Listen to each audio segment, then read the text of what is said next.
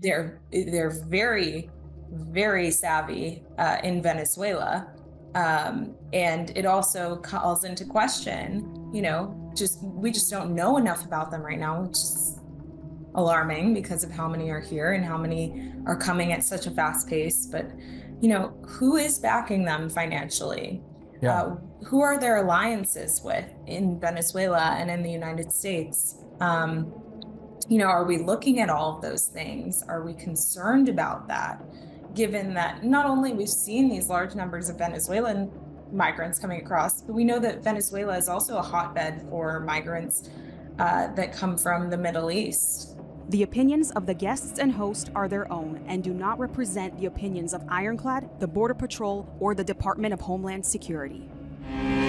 We cut through the partisan talking points. We're not interested in perpetuating fear. We're interested in seeking truth, hearing what's really going on America's borderland. Welcome to Borderland, an IRONCLAD original. My next guest was Jennie Taer. She is a journalist that works primarily on the border topic. She's written several articles about organizations that cause crime in this country and have not been deported. I think you guys really enjoy this conversation. Let's check it out.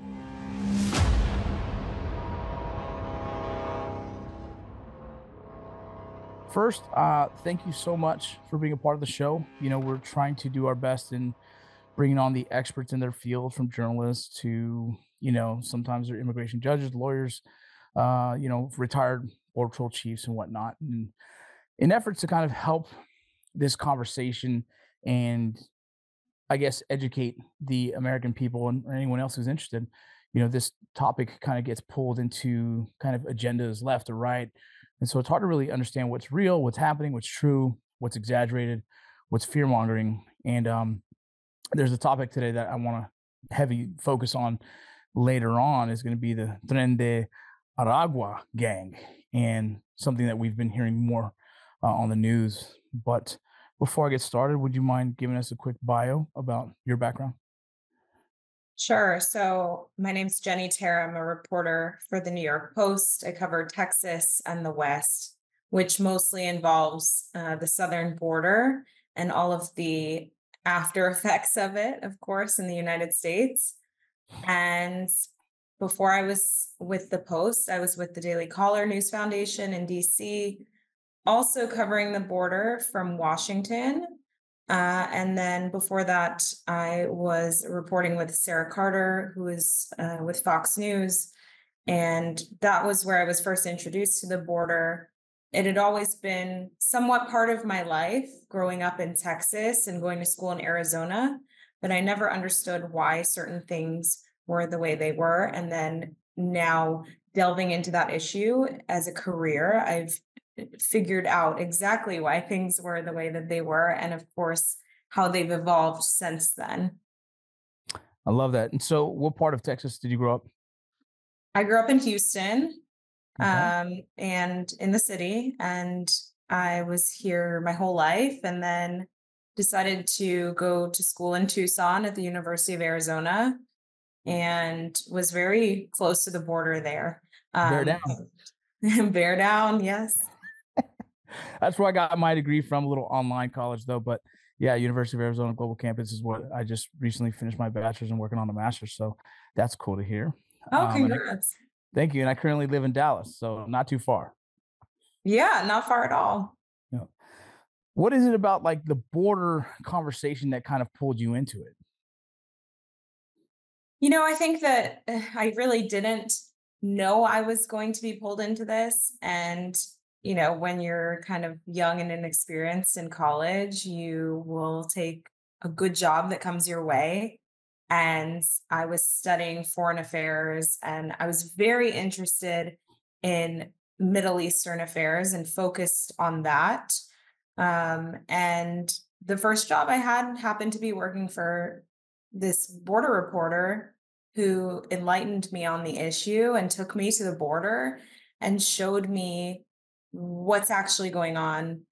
And it made me realize that you really have to see, feel, hear, taste, smell the story to understand it. And it's such an incredible issue that affects so many parts of life and affects not only politics, but just people's day to day, and has become a kitchen table issue. But it's also just something that personally I saw as something that was evolving, and it started with so many people coming that were really suffering, a lot of women and children. Those were the first images I was exposed to, were people who were really ill, who were really desperate, who were really hurting, who were coming across at that time. I'll just never forget those faces of that issue. And now it has evolved into what you've mentioned, which is one of the elements that's come out of this, is the rise of this Venezuelan gang in the United States, Tren de Aragua, and other criminal elements that we started to see. And we started to see people become more brazen down there. And I think a big turning point for this crisis for me was going down to El Paso in March of this year. I was down there with my photographer, with James Breeden, who's extremely talented photographer. And he and I went down there. We found an area that had a group of about 600 migrants that were standing, they were on US soil, but they're on the opposite side of the wall, which is closer to Mexico. And they were waiting for Border Patrol to come and open the gate there because, US law mandates that they have to be taken into custody at that point. And they know that, and they know that waiting there will get them in some capacity. Because this happened in the state of Texas, you have federal versus state authorities. So down there were a lot of soldiers that were deployed by the state under state orders, while you also had Border Patrol down there. The soldiers that were down there were the ones that were on the same side of the wall as the migrants. They were trying to peel off some of the single adults back to Mexico, kind of working at odds with the federal authorities that are there. Those migrants became increasingly agitated by that, realizing their fates was not going to be what they had wanted and hoped for. And they stormed en masse the border, and the soldiers there assaulting them. So that was 300 of them had done that. It became a viral image and video that is now running in campaign ads for this election and all over the news cycle. And I think it just showed how the crisis became something more and something different than what we had all seen in years past.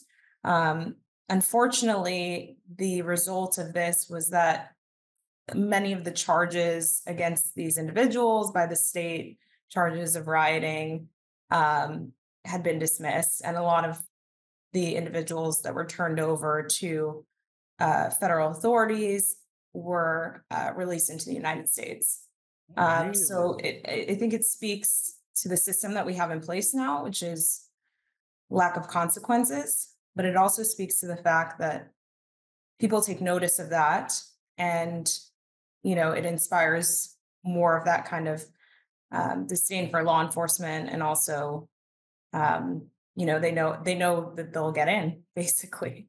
Yeah, I've said in early interviews years ago that the dissemination of information is better than anything I've ever seen. Is somehow the Cheeseman network gets around so fast down there, where everybody hears whatever the new law is or the new area that they can enter, and if some kind of policy changes, it's passed somehow so fast. It's better. It's the best internet, or I don't know what it is, like viral emails, but somehow the message gets out and people start to know, or criminal organizations or whoever it is knows where's the best advantage points for them to use, or best areas, so they don't get, long-term offenses or whatever the case. When I used to work for the Border Patrol, that at some point anyone who crossed over illegally would go to prison for 30 days to 60 days or whatever. Obviously, now you don't have that same case, but once they start to find that out, that people are going directly to jail from this area, will the traffic slow down? And so it's like it's crazy how fast the information spreads. And I've just never understood how they've had such a good network of communication. Well, exactly. And I think that network of communication has gone even more global than we can keep up with. With the trends of people coming from countries as far away as China, Saudi Arabia, Egypt. I mean, this is beyond just cartels operating in Mexico. And I think also a big element is social media has a big role in this. You have a lot of smuggling groups on Telegram and WhatsApp, and groups that I have tried to expose and put out there publicly and still exist. There was a big element of this with Turkish smugglers that I found. I've reported on it numerous times, these Telegram chats and channels, and they continue to operate and bring people into the United States. And it's kind of this effect of once you see that someone's successful in coming, which these smugglers use images of people crossing successfully, showing, this is our product essentially, and it drives more people to come. And we are just so overwhelmed by this. And there has been a slow in the last couple of months down at the border. And there's a number of factors that could be at play here. One is that it's a really hot time of year. The summer months tend to have a downtick in crossings. There is a new policy in effect that the Biden administration has put in place to try to deny access to the asylum process for people who cross illegally. That continues. But I think that the effects of this over the last couple of years, of those record years of crossings, those will be felt longer than this. And I think that these band-aids that have been put on in recent months aren't accounting for all of the rises of gangs, criminal activity. New York, for example, which is obviously where the New York Post is very focused. We've seen just massive amounts of different types of organized crime, whether it's gun smuggling into migrant shelters or the snatch and grab moped gangs. There are just so many different threads to pull at when it comes to what's happened inside the country with Yeah. what started at the border.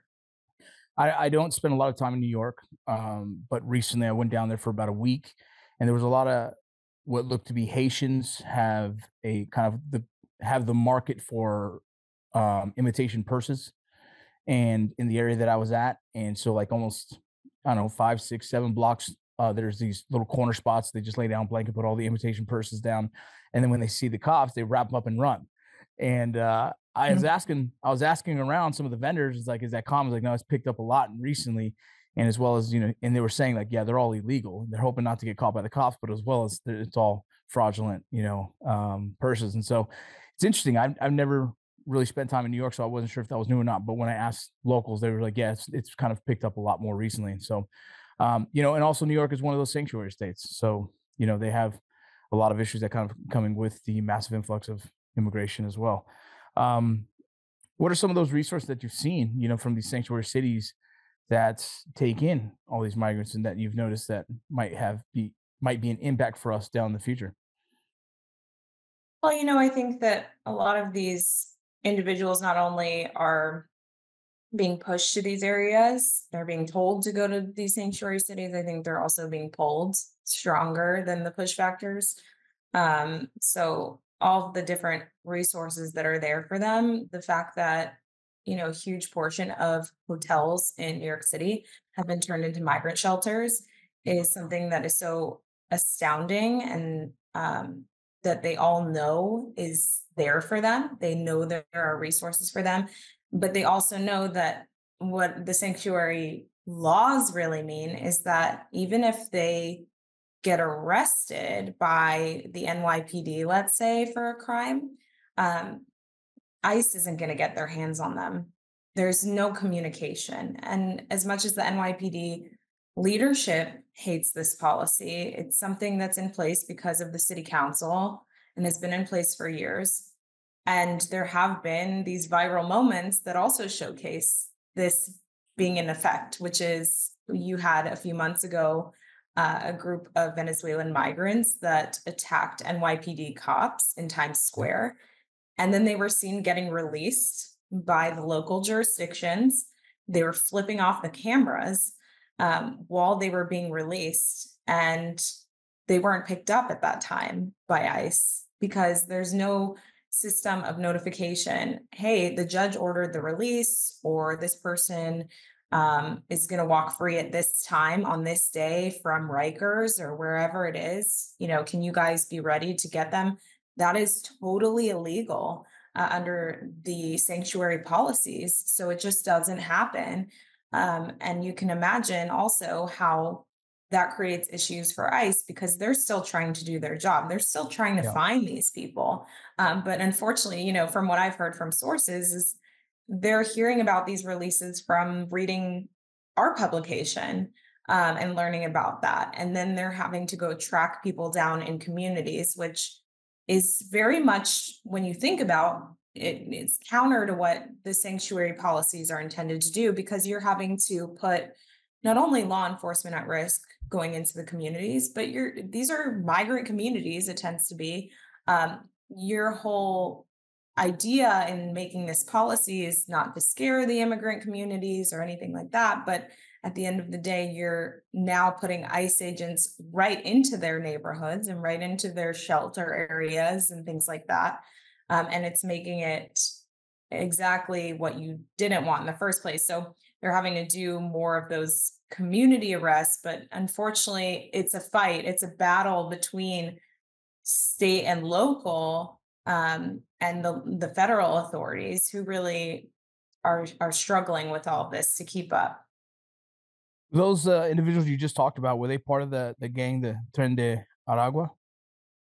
We suspect that these individuals are. It's almost every time, it feels like now, that we are reporting on anything having to do with robberies, anything having to do with attacks on cops in New York City, not just there, in Denver, for example, in Chicago. It seems like at almost every time these individuals tied to these crimes are part of Tren de Aragua.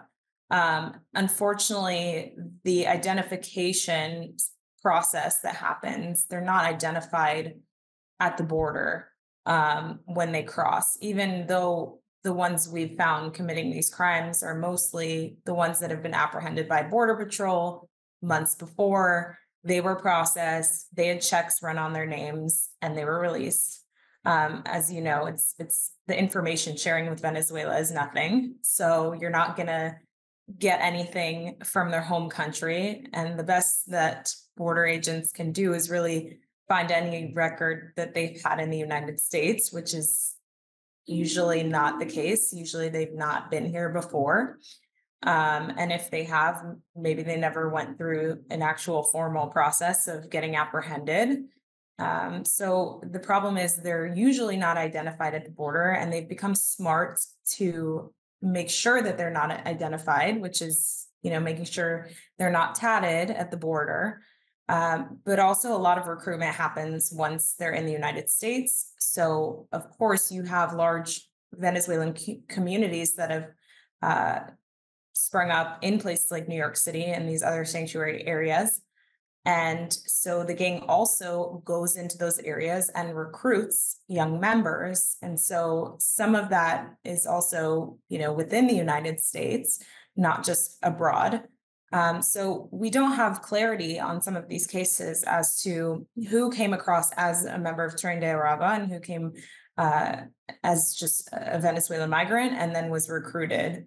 And so that's a big question as well. Is there recruitment efforts here that we know that's happening?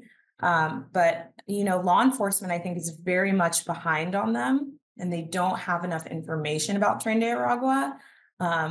And recently, this all came to a head when the leaders of the gang gave what was described as a green light to shoot cops in the United States. And I can tell you, sources at every level of law enforcement in this country that I have were sending me this alert. It went out everywhere. Um, and it focused on Tren de Aragua and saying that all agencies should be on alert about them because they've given this green light, and they have this brazen approach, and their view of law enforcement as the enemy, but also as, they just have this view of less than human. And it's something kind of unbelievable as an American, thinking about having so much disdain for law enforcement, but that's how it is, in their home Yeah. country. And that's, that goes for other cultures as well. But in this situation, their whole thing in the United States mainly is focused on attacking law enforcement. What I was gonna say earlier is that you were talking about the tattoos. Is that's how a big way that border patrol agents or other law enforcement officers can identify gang affiliations. The 13, the MN, the specific tattoos that'll identify you as a sureño, whatnot. And so I was curious: is there any kind of identifiable tattoo currently that is being seen to connect to them? Yes, absolutely. The 5-point crown is a big one. Oh, I've really? seen that. Yeah, I've seen that a few times. There's a clock. Um, Trying to think what else I've seen, The but 5-point crown, if I'm correct, is also one that is used by the Latin kings. yes. Okay, interesting. I'm gonna look that up more. I wanna know more. That's cool. Well, If it's because you I if you want, yeah. there's an entire guide that went out that was disseminated to Yeah, NYPD that shows every tattoo. would love that because I can clip it into some of this so people can see. Maybe some of the agents who watch the show can get a little bit more information on this topic, because it's important for them. It's up to the agents to Mhm. identify it right there. You know what I mean? And it's not as easy because if they don't know the knowledge of the tattoos, then they're never going to be able to identify them. I worked in a prison. I grew up in LA, so I know what tattoos are more gang related or prison tattoos. That gang currently is getting a lot of attention, and you know, with the way so those who are listening, I'll try and explain it. I try to explain it often so it's very clear. Is the border patrol themselves are not releasing them because they're not doing their job. It's part of the policy that's put in place currently for the border patrol to process them in accordance to how they claim why they came to America. And 99% of the time, currently, they're claiming asylum. And so, in the asylum policy, they have to meet an immigration judge to determine that case. And since they're such backloaded, that they get released a notice to appear to an address that they have as a sponsor, and they just wait their time out to be seen by an immigration judge, which could be 5, 6, 7, 8 years at times. And I say that as that's what they're supposed to do. We're noticing a pattern of very few coming back to meet that immigration judge, as well as kind of disappearing and not going ever to their the sponsor. And so it's kind of a complicated situation where a lot of these individuals who were apprehended at the border um, are now released into this country and kind of unaccounted for at right now. And some of those could be these gangs. Some of them could be just individuals trying to do agricultural work. But it's a very complex and complicated situation. Yeah, absolutely. And I think like there's, a case here in Houston that really personifies that, which is the murder of Jocelyn Nungare, a 12-year-old girl, who was walking one night and, she had snuck out of her house. Um, and it's something her mom said she did sometimes. And she somehow was then later seen with these two men from Venezuela who tragically and brutally murdered her and threw her body into the bayou here. Those two men came across the border very recently before that. And were also, under those same proceedings, under the, they were given release paperwork and let go into the country. One of them had an ankle monitor that he cut Mhm. after the murder. I think that that's another element to all this. people are being tracked in the United States, but when they cut their ankle monitor or when they throw away the phone that's supposed to track them, not really anything's done in these cases. Yeah. Once those are lost or thrown or discarded, there's no way of us tracking them. But as well as there is Mhm. nothing in place that kind of signals ICE to go after them to right because now they've broken their policy, they've broken their law or what they've promised to do by staying. Those who get those trackers, and it's usually because they don't have a sponsored address, and so they're supposed to wear those, and when they don't, then now they're considered, I guess you would say, I don't know, almost like out of policy or what I would say. But yeah, that we don't have a system in place that would identify that and goes after them immediately. Right. So you don't have a system. This showcases that you just don't have a system in place where people who abscond from this program, from this monitoring, alternatives to detention, that they are really ever sought after, unless they're really someone known to authorities as an egregious threat. Yeah. They just That's just a huge element to this. And they also aren't, for the most part, over the last few years, the enrollment for that is only up until their first immigration case, which, as you know, it takes a series of hearings over several years. I think the average now for the complete adjudication of these immigration cases is around 4 years. They're not tracked for that long. They're taken out of monitoring after that first hearing. I did not So know that. yes. So that was something that was brought up by the Inspector General's office at DHS because they were presenting a success rate of over 90% with tracking, that people were very compliant with it. But then we all started to hear these stories about people like the alleged murder of Jocelyn Nungray and the like, and started to question how effective this program is and where they're getting this 90% number. And the inspector general concluded that the absconsion or the compliance rate was not correct because it didn't account for all the data.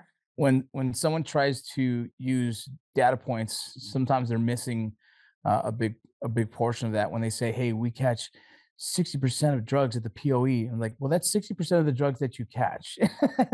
That's not account for everything else you can't even account for." So the number is almost obsolete at times when we really don't know the true statement of how many people here are in America at this time and how many that we can even track. It's almost an obsolete conversation. You you write a lot of articles and cover immigrants who've committed crime in the United States, but have not been deported, right? And what is it? There's someone specific I want to talk about, the Daniel Hernandez Martinez, um, who has potentially ties to the Tren de Aragua. How did he, do you know, arrive in America?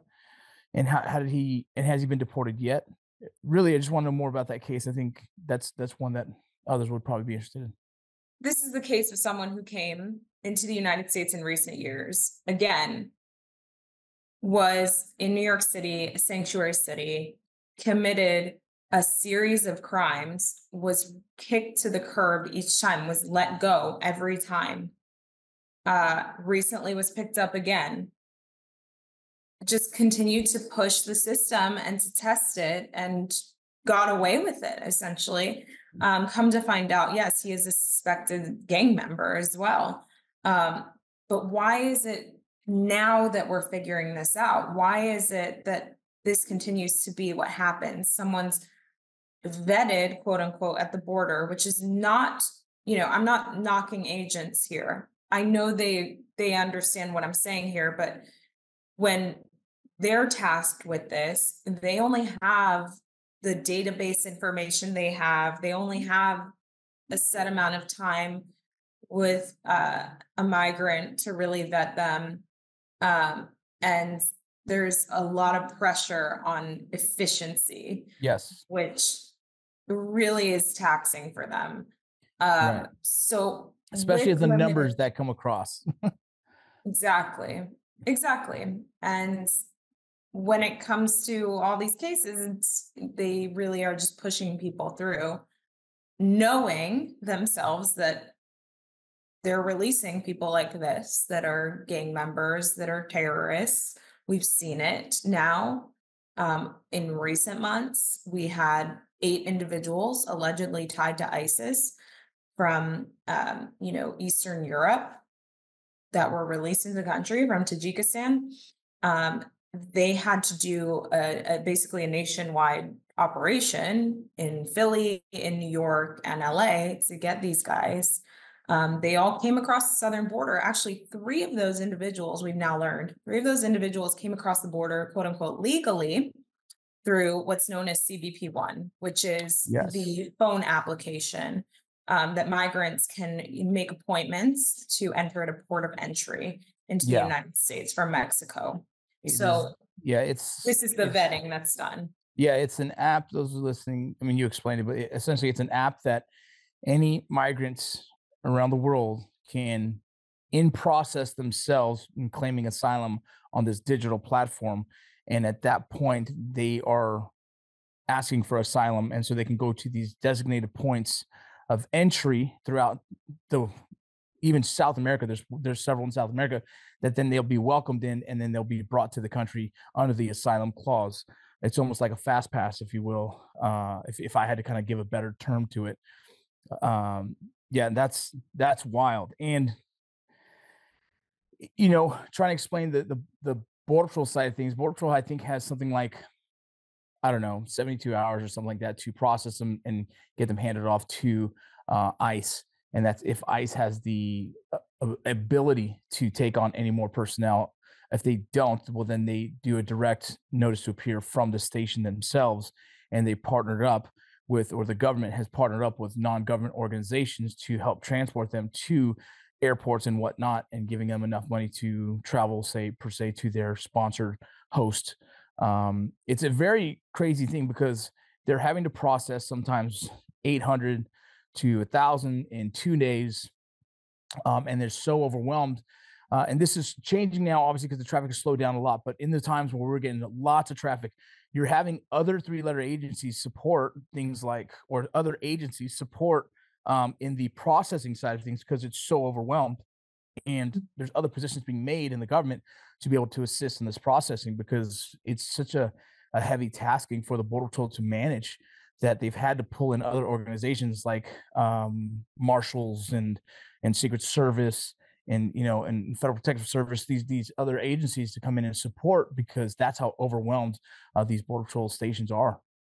Oh, absolutely. They pulled in some of, these agencies that handle national security as well, like you mentioned, federal air marshals. Yes. They pulled them away. They didn't pull them away from their duties of securing the skies to then secure the border. I mean, they pulled them away essentially to do babysitting, in their words. I mean, I've talked to a few of them. It's No, just that's as true. frustrating for them as well. They feel like they are also part of just the smuggling path, essentially, but they're brought in, for these several month deployments to the border. That continues right now.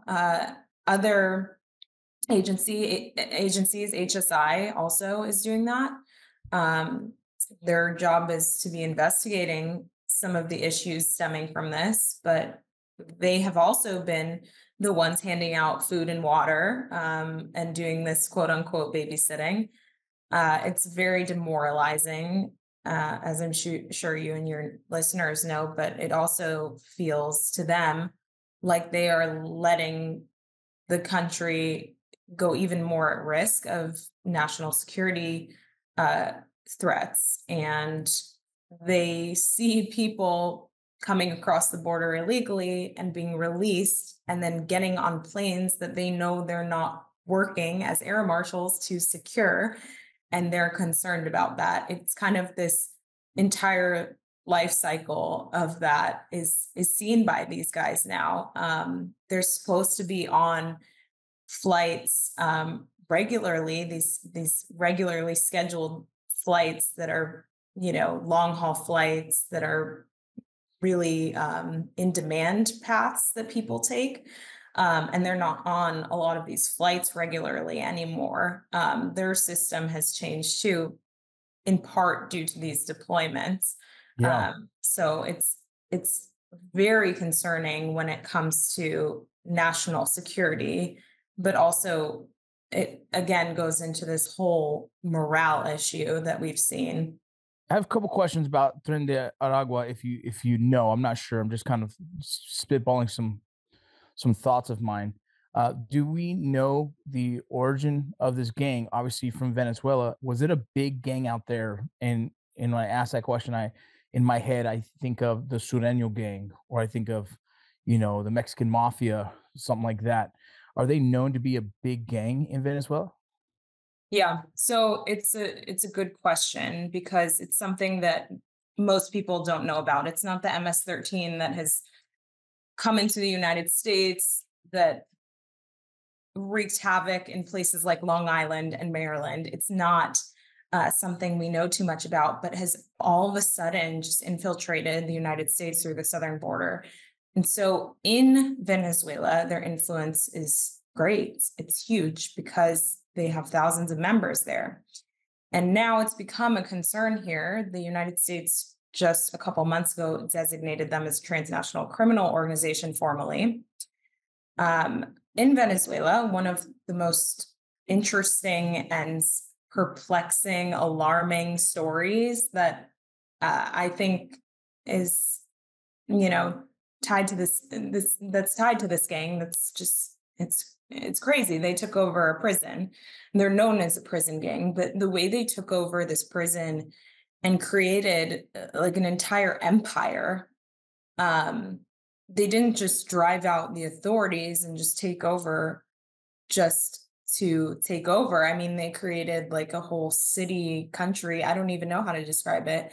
I remember reading that they had a Bitcoin mine in this prison. Oh my goodness. They're very, very savvy in Venezuela.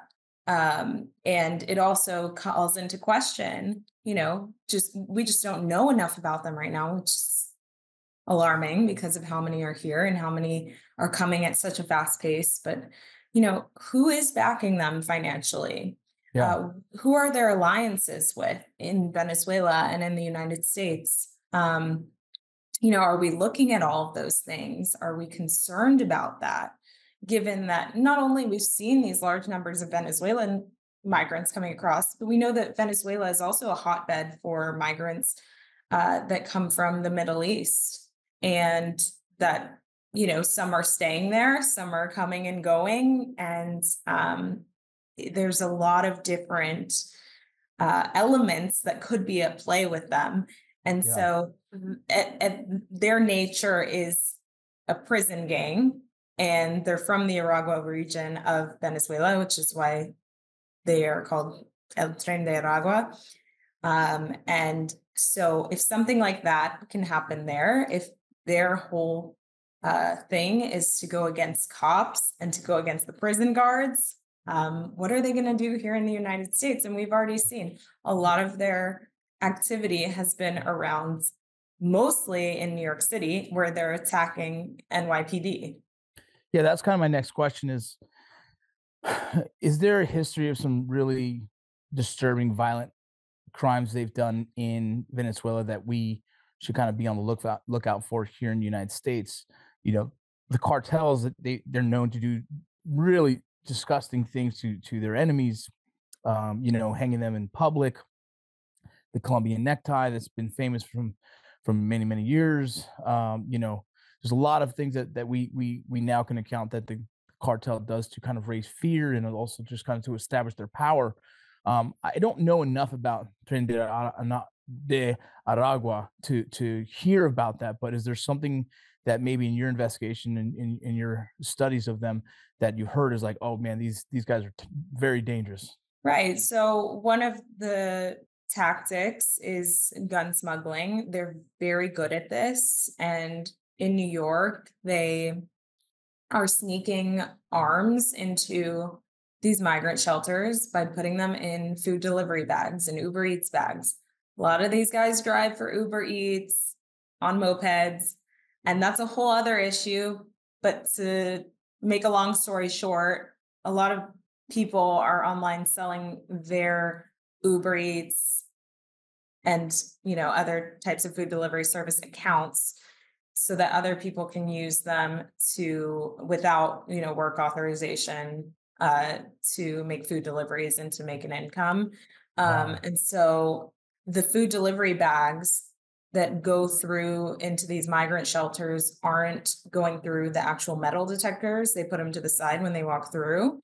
And so they've been able to get arms into migrant shelters this way and to make these hotbeds of migrant communities and Venezuelan communities where they're recruiting also a hub for guns, which is a very alarming reality that we're now having to deal with. You have these people who are not only armed illegally or here illegally, who are giving their members the green light, quote unquote, to shoot cops. Yeah, that's terrorism in itself, right? Trying to create terror inside of this country and in their actions against cops. This is something that I think is only going to get worse throughout the years if we don't kind of gain control of this situation. It sounds like the early version of MS-13, right? It sounds like the early version of some of these known gangs. One of the other things that you've talked about in some of your stuff was about the explosive drones that are being used to attack rival gangs in the cartel. That's something that was just recently starting to be talked about publicly. I've heard about it before, and being around the circle on the border, you start to hear about it. But what are some things that us listeners can kind of learn about what's happening on the tactics down there? Right. So this is something that we've recently learned about, as you said, it has been going on kind of for a while in central and southern Mexico, but it's moved close enough to the southern border, our southern border, that now Border Patrol has received, these bolos and alerts about the fact that the cartels that are near the border in Arizona, that they're using these explosive drones in close proximity to the United States now. And we know there's been hundreds of drone incursions at the border. And, it calls into question what could potentially happen in that case. I mean, we know how these cartels operate with impunity. There's several different, schools of thought on would they actually intentionally use this, and I talked to sources about this, and as you know, causing havoc like that on the US side would really It hinders it would them a lot. it would hinder them. It would hinder their ability to continue to freely move people and drugs and But guns south. So the act that they have the capability is mhm. intimidating, right? Yes, That itself is like, now we have something else to worry about. As an agent down in the border in the middle of the night, tracking a group, which doesn't happen as often as it used to because now they kind of give up, right? But imagine that as an agent, the morale that you have, that you have your wife and kids at home sleeping peacefully in their beds while you're out here tracking a group, and then you hear the sound of a drone. That's pretty intimidating. It's pretty intimidating. And when I started to hear about the drones, I started thinking like, man, why now? Why are we hearing about this? Well, I believe it's a heavy influence from the war in Russia and Ukraine. I think watching a lot of the videos that are happening, I think they kind of gain notice of like, oh, you can use them in a tactical manner. The way Ukraine military has been using them has been it was unheard of. It's a new tactic that has proven to be effective. Terrorizing. It's been one of the hardest things to watch as I try and do more research and studies of the Ukraine Russian war. But I see that those tactics are becoming now what the cartels using for themselves. absolutely. They've become more savvy because, as you've seen, the human smuggling and trafficking element of their enterprise has become more profitable than the drug smuggling. That is really concerning, but they've basically become these corporations. So what are they going to do with that money? They're not going to sit on it. They're going to become more advanced. They're going to become an advanced military, and they have, and that's how they control parts of Mexico, of course, and that's why Mexico had, the most deadly elections this year, is because of their influence, right? And so it's definitely, something that, yes, they're very active in northern Mexico, of course, near the border.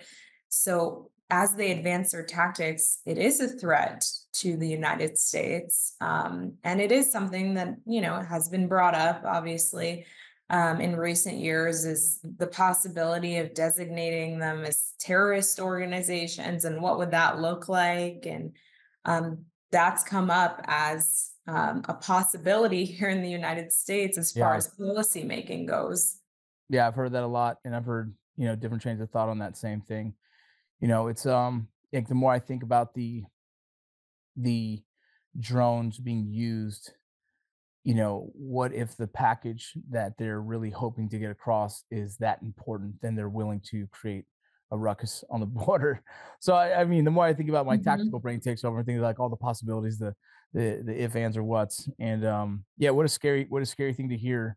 You know, and I'm curious about what are some of the tactics we can do to kind of protect ourselves from that as well. Very, very interesting times we have on our borders. Um, Anything that you'd like to tell our audience? Anything that we might have missed or not touched on? I think one of the things that we somewhat touched on was this issue of morale over recent years among agents and law enforcement in general, but Border Patrol has taken one of the biggest hits as far as it comes to um, the repercussions of all of these different issues that they are having to juggle, um, while they're being told to just move people in and out of processing, but also have in the back of their mind the explosive drones, the dead bodies that they're finding in larger numbers, all of the things that affect them. I mean, while we're talking about all of these threats, we're losing all of the uh, people who are there to keep us safe. We've lost a quarter of Border Patrol in the last couple of years, since President Biden was elected. We've seen a massive surge in suicide, so much so that the agency had to bring in the first suicidologist to address this situation. Of course, we know a lot of those suicides are stem from, different personal issues at home and in relationships and other health issues, but it certainly doesn't help when your outlet is going to work every day into a job where you feel like you've lost your purpose. That certainly takes its toll and makes more agents either, unfortunately, seems like there's two different paths: to die by suicide or to leave the agency and to retire early, or to go to a different three-letter agency.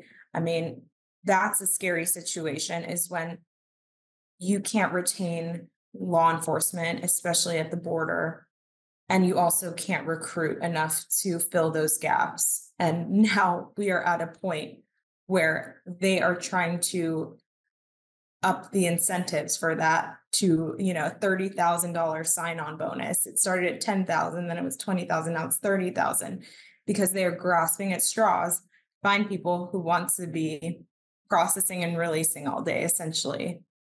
When the job was, we want to counter the cartel's enterprise. We want to secure our nation post 9/11, and make sure that doesn't happen again.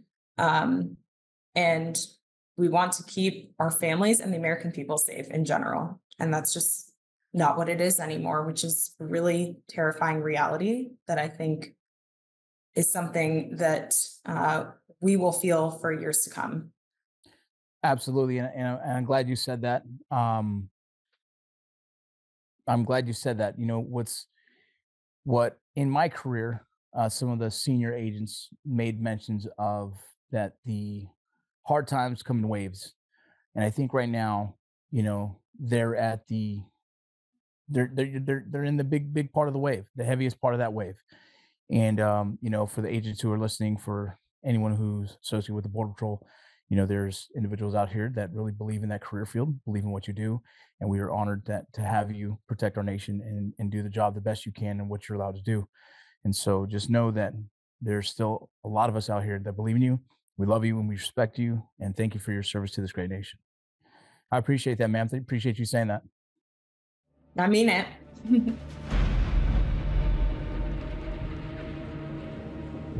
Thank you for listening to Borderland, an Ironclad original, and we'll see you next week.